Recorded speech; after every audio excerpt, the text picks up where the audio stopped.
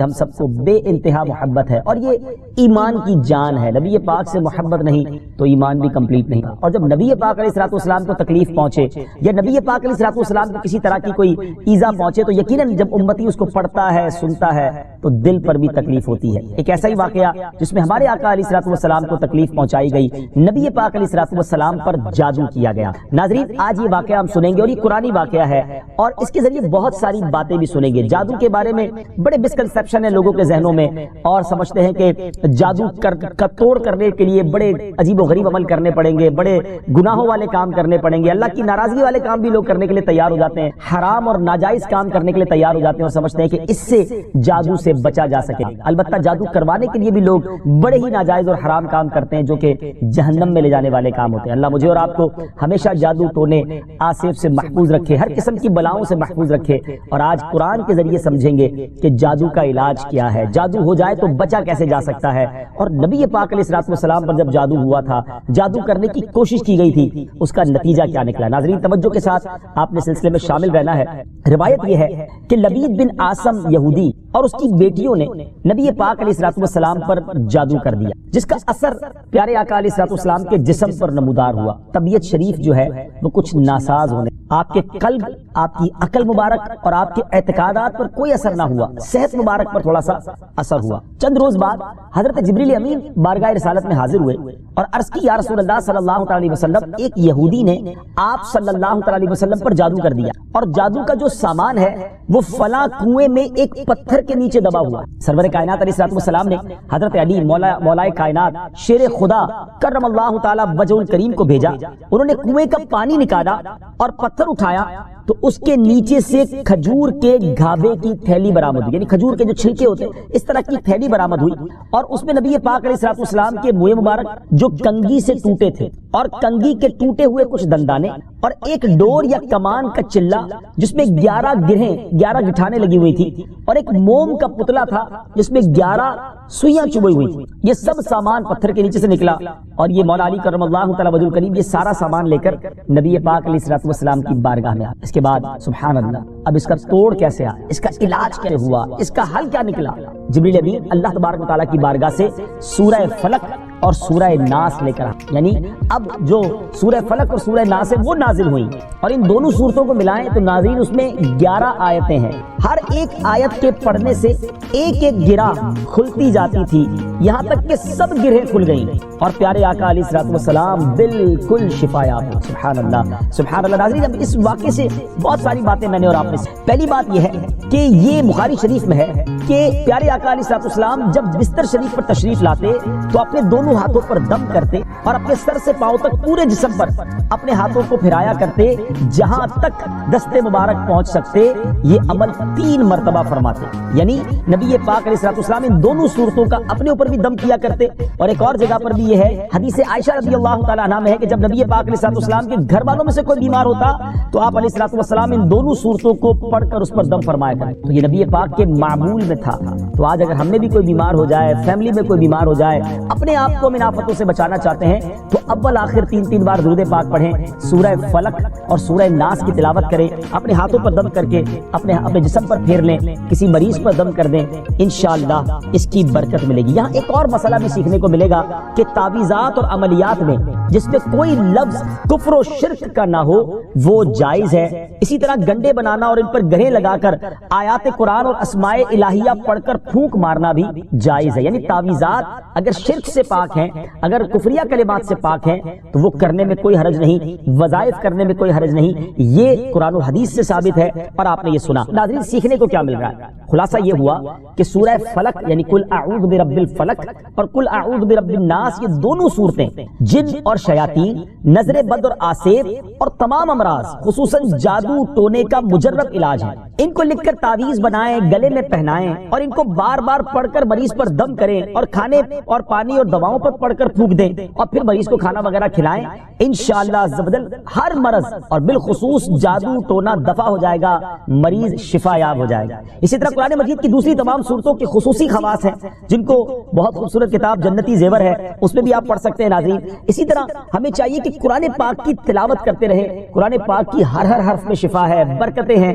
اور آج خاص طور پہ ہمارے ناظرین کو گویا وظیفہ, قرآنی وظیفہ مل رہا ہے. بہت سارے ناظرین یہ گزارش کرتے ہیں کہ ہمیں کوئی وظیفہ بتایا جائے. تو دیکھیں آج تو قرآن کے ذریعے, اور وہ وظیفہ جو نبی پاک کو رب کی طرف سے عطا ہوا, پیارے آقا علیہ الصلوۃ والسلام کو بھی شفا نصیب ہوئی, تو ہمیں ضرور اس کو اپنانا چاہیے. ناظرین, اس سے پہلے کہ میں مزید اس معاملے میں آگے بڑھوں, میں چاہتا ہوں کہ دونوں صورتوں کی تلاوت اور اس کا ترجمہ پہلے سن لیتے ہیں, اور پھر مزید اس بارے میں بات کرتے ہیں کہ اس حیرت انگیز واقعے سے مجھے اور آپ کو مزید کیا سیکھ ملتا ہے. پہلے سورہ فلق کی تلاوت ہوگی, سورہ ناس کی تلاوت ہوگی. میں یہاں ایک اور بات بھی کہنا چاہوں گا. کچھ لوگ یہ کہتے ہیں جناب ہم وظیفہ کرتے ہیں, اثر نہیں ہوتا, برکت نہیں ملتی. پہلے یہ چیک کر لیں کہ آپ کے مخارج, آپ تلاوت صحیح مخارج کے ساتھ کرتے ہیں. تو اب جو تلاوت آپ سنیں گے نا, تو اس میں یہ بھی چیک کر لیں کہ آپ کیا اسی طرح کے تلفظ کے ساتھ پڑھتے ہیں, اور اگر مسٹیک کر رہے ہیں تو قرآن پاک صحیح طریقے سے پڑھیے, پھر دیکھیے اس کی کیسی برکت ہے. آئیے سورہ فلق اور سورہ ناس کی تلاوت اور اس کا ترجمہ. قل اعوذ برب الفلق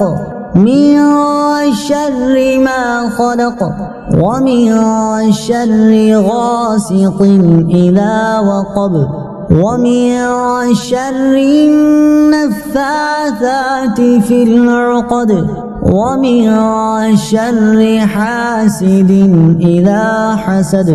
تم فرماؤ میں اس کی پناہ لیتا ہوں جو صبح کا پیدا کرنے والا ہے, اس کی سب مخلوق کے شر سے, اور اندھیری ڈالنے والے کے شر سے جب وہ ڈوبے, اور ان عورتوں کے شر سے جو گروہ میں پھونکتی ہیں, اور حسد والے کے شر سے جب وہ مجھ سے جلے. قل اعوذ برب الناس ملک الناس الہ الناس من شر الوسواس الخناس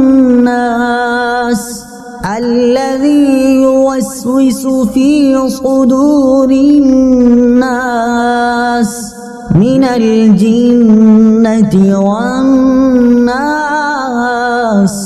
تم کہو میں اس کی پناہ میں آیا جو سب لوگوں کا رب, سب لوگوں کا بادشاہ, سب لوگوں کا خدا, اس کے شر سے جو دل میں برے خطرے ڈالے اور دبک رہے, وہ جو لوگوں کے دلوں میں وسوسے ڈالتے ہیں, جن اور آدمی. ناظرین, سورہ فلق اور سورہ ناس کے بے شمار فضائل و برکات ہیں. ایک اور حدیث پاک سنی, حضرت عبداللہ بن خبیب رضی اللہ تعالیٰ عنہ فرماتے ہیں کہ ہم پر ہلکی بارش ہوئی اور اس وقت اندھیرا چھایا ہوا تھا, اور ہم پیارے آقا علیہ الصلوۃ والسلام کا انتظار کر رہے تھے کہ وہ آ کر ہمیں نماز پڑھائیں. پھر نبی پاک علیہ الصلوۃ والسلام ہمیں نماز پڑھانے کے لیے تشریف لائے اور ارشاد فرمایا پڑھو. میں نے عرض کی کیا پڑھوں؟ ارشاد فرمایا صبح و شام 3 بار قل هو اللہ احد, قل اعوذ برب الفلق اور قل اعوذ برب الناس پڑھو.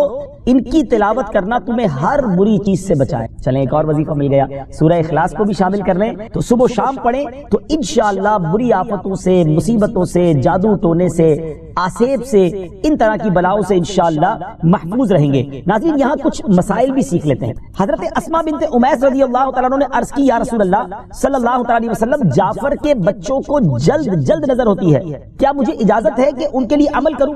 نبی پاک علیہ الصلوۃ والسلام نے اجازت عطا فرمائی. تو سیکھنے کو یہ ملا کہ تعویذ اور عملیات جن میں کفر و شرک نہ ہو, کوئی کلمہ ناجائز نہ ہو, تو اس میں جو ہے وہ تعویذ کرنا, عمل کرنا جائز ہے. اور خاص کر وہ عمل جو آیات قرآنیہ سے کیے جائیں یا احادیث میں وارد ہوئے ہوں.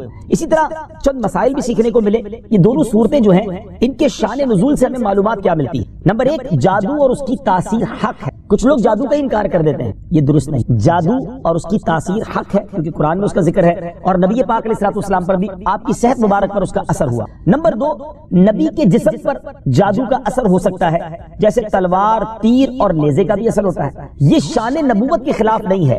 ہاں, ایسا اثر نہیں ہو سکتا کہ جس سے نبوت کے متعلقہ امور میں خلل آ جائے. حضرت موسیٰ علیہ السلام کے مقابلے میں جادوگر بالآخر اس لیے فیل ہوئے کیونکہ وہاں جادو سے معجزے کا مقابلہ تھا, ورنہ حضرت موسیٰ علیہ السلام کے خیال پر بھی اس جادو نے اثر کیا کہ ان کو خیال ہوا کہ یہ لاٹھیاں, رسیاں چل رہی. نبی کریم علیہ السلام کے خیال پر بھی اسی طرح یہی اثر ہوا. نمبر 3, جادو کو دور کرنے میں سورہ فلق اور سورہ ناس کو خصوصی تاثیر حاصل ہے. نمبر 4, جادو ٹونے اور عملیات اور اثرات اور بیماریوں کو ختم کرنے کے لیے قرآن پاک کی صورتوں اور آیتوں کو استعمال کیا جا سکتا ہے, اور بخاری شریف میں سورہ فاتحہ کو اس مقصد کے لیے استعمال کرنے کا بیان موجود ہے. تو سورہ فاتحہ کو سورہ شفا بھی کہا جاتا ہے, تو یہ بھی شفا کے لیے بڑا مجرب اور بڑا پیارا وظیفہ ہے. ناظرین, یہ چند باتیں تو ہم نے اس واقعے کے متعلق سیکھی، سورہ فلق اور سورہ ناس کے کچھ فضائل بھی سنے۔ میں یہاں ایک اور بات بھی کرنا چاہتا ہوں کہ آج کل پرابلم یہ ہو گیا ہے کہ اتنے عاملین آ گئے ہیں، اتنے عمل کرنے والے لوگ آ گئے ہیں، اتنے بورڈ ہمارے شہروں اور وطن میں لگ جاتے ہیں کہ ایسا لگتا ہے ہر دوسرے آدمی پہ جن ہے یا اس پہ جادو ہو گیا۔ خدارا جھوٹے عاملین سے اپنے آپ کو اگر جینے کی تمنا ہے تو کچھ پہچان، لوگوں کے گھر بک جاتے ہیں، لوگوں کی عزتیں پامال ہو جاتی ہیں، عجیب ماحول ہو گیا ہے۔ کچھ بد نصیب تو وہ ہیں جو کسی کو تباہ کرنے کے لیے جادو کروانے جاتے ہیں اور ہزاروں لاکھوں روپے خرچ کرتے ہیں، اور پھر بیچارے کچھ جب بیمار ہو جاتے ہیں تو اپنا بعض اوقات ڈاکٹری مسئلہ ہوتا ہے اور وہ بھی کسی عامل کے ہتھے چڑھ جاتے ہیں اور وہ کہتا ہے جناب آپ کے گھر میں بہت برا عمل ہوا ہے، فلاں جگہ کوئی چیز دبی ہوئی ہے، اور اس کو اب سنبھالنے کے لیے، اس کو نکالنے کے لیے اتنے بکرے چاہیے، اتنے مرغے چاہیے، اتنے انڈے چاہیے، قبرستان میں یہ عمل کرنا ہوگا، اور پھر غریب آدمی اپنی چیزوں کو بیچ بیچ کر ہزاروں لاکھوں روپے دے دیتے ہیں اور خاندان کے خاندان ٹوٹ جاتے ہیں۔ پلیز ایسا نہ کریں، بلکہ میں تو ان عاملین سے بھی گزارش کروں گا کہ حلال روزی کی طرف آئیں۔ دعوت اسلامی نے بڑا شاندار ایک انداز اختیار کیا، اللہ سلامت رکھے دعوت اسلامی کے مدنی ماحول کو۔ ناظرین آپ سوچ رہے ہوں گے کہ پھر ہماری بیماریوں کے لیے ہم تعویذ کس سے لیں، ہم یہ وظائف کہاں سے لیں؟ آپ کی دعوت اسلامی ہے نا، الحمدللہ دعوت اسلامی کا ایک شعبہ ہے جس کا نام ہی مکتوبات و تعویذات عطاریہ ہے۔ اس میں آپ کو بغیر کسی فیس کے، جی ہاں بغیر کسی فیس کے، لاکھوں لاکھ تعویذ ہر مہینے ناظرین یہاں سے دیے جاتے ہیں، پوسٹ بھی کیے جاتے ہیں، کوریئر بھی کیے جاتے ہیں، اس کی بھی کوئی فیس نہیں لی جاتی۔